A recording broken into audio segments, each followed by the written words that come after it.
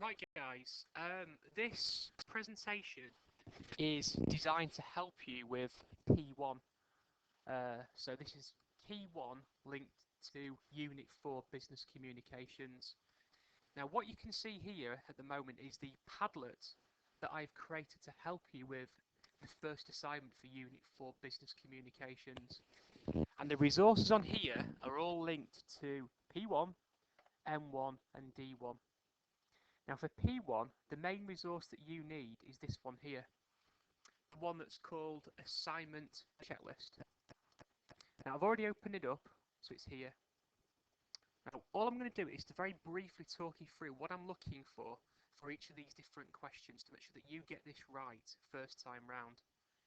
Okay, so the first question, the first thing you need to do on this assignment is to make sure that you explain what we mean by communication. Okay, so communication, it's that idea of sharing information. So passing on information from one person to another. Now, this table below, this one here that I've highlighted, has to be applied to Huddersfield New College. So we're looking at different ways that Huddersfield New College communicates. And you've got to explain what we mean by verbal, written, on-screen, multimedia, and web-based communication. Okay, so that is these 5 different things here. Okay, so you've already been given definitions of these. Make sure those definitions go under these different words here. Right, examples. What I'm looking for are 3 examples of verbal communication across college, 3 written, 3 on-screen, 3 multimedia, and 3 web-based. Okay, now I'll give you an example of what I'm looking for each one. So for verbal communication, you might say, well, one form of verbal communication used at college could be one-to-one between the student and the tutor. Okay, and let's very briefly explain what that means. It could be, well, a one-to-one between a student and a tutor is basically where these 2 people meet on a fortnightly basis to discuss progress at college. Right, okay, now then what you've got next, you've got these 2 additional boxes. Okay, I'm going to start from the right and think about, first of all, about who would provide the information. So a one-to-one tutorial, the idea would be that both the tutor and the student would be responsible for providing the information. So the student, for example, will provide information about how they're getting on at college, any concerns that they might be having. That could be within lessons or from certain teachers or from certain students. It could even be the other way around. So it could be the tutor telling the student information such as what their teachers are saying about them, what their progress grades are like, for example, and any concerns they've got about that student. Why would the information be shared? Well, the information will be shared to ensure that the student makes the necessary progress. But it could also be to motivate or to give a student a pat on the back. So what I'm looking for in each of these 3 different boxes here, well, it's literally going to be a small paragraph explaining each one. Now under written, so one thing that I've done this week, for example, I've given students a letter. You got one from me, and this was a letter promoting the forthcoming trip to London, which is available for all business students. But we provide letters for students for all sorts of different things. It could be information about parents' evening, open evenings. It could be, disciplinary concerns. It could even be like a congratulations letter on, for getting good results on something. Well, think about who provides the information. These letters will be provided by the college, but they will be provided by the college from lots of different people. So it could be from teachers to students outlining, forthcoming trips or deadlines that are coming up.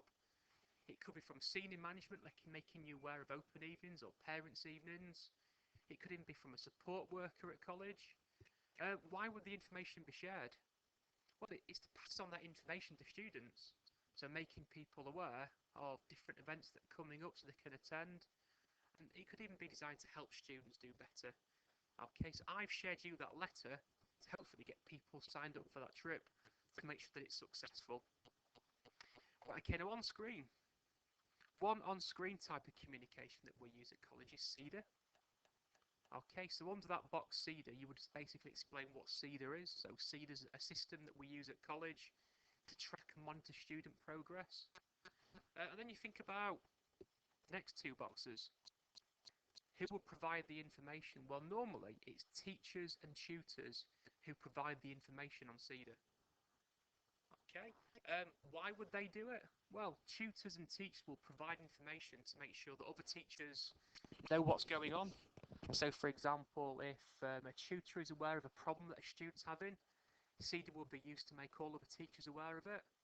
If a teacher's having a problem with a student, it will be put on CEDA to make sure that all teachers and course leaders can see that information. It could even be monitoring attendance. It's a legal requirement that we record your attendance, which is why we share that information. Multimedia.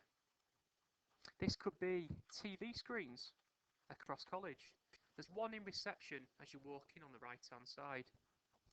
Okay, now normally our marketing team will be the people who provide that information, but they will gather information from different courses, different departments, different staff across college, maybe even from students.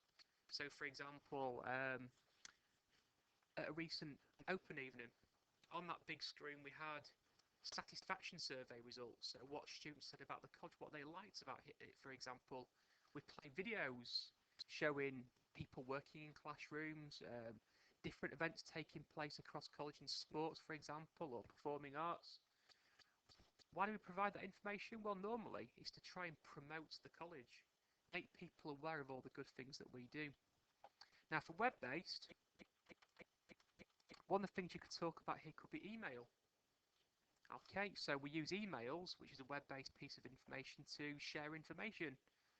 Who will provide the information? Well, again, it could be students emailing teachers. It could be teachers emailing other teachers, or teachers emailing students, for example. So again, a small paragraph explaining what that means. Who will provide the why will the information be provided? Well, it could be to make people aware about lessons that aren't going to take place or changes to plans. It could be students emailing concerns or problems they're having. So there's lots of different reasons why that information would be shared. Try and keep this table to no more than a couple of pages. I'm literally looking for a small paragraph in each of these different boxes. Okay, so explain the communication, explain the example, explain the purpose of the information being shared, and explain who will provide the information. Now below that, what you then get, you get these 6 different bullet points. And what you need to do is to each of them different bullet points, you need to answer these 3 different questions. Okay, so updating knowledge first of all. The college has to update its knowledge about lots and lots of different things.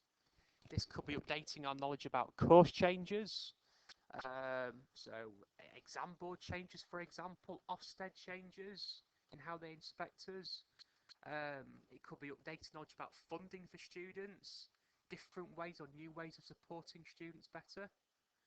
Why do we do it? Why do we update our knowledge? Well, we've got lots of competitors, rivals. We've got to make sure that what we do is better than what they do.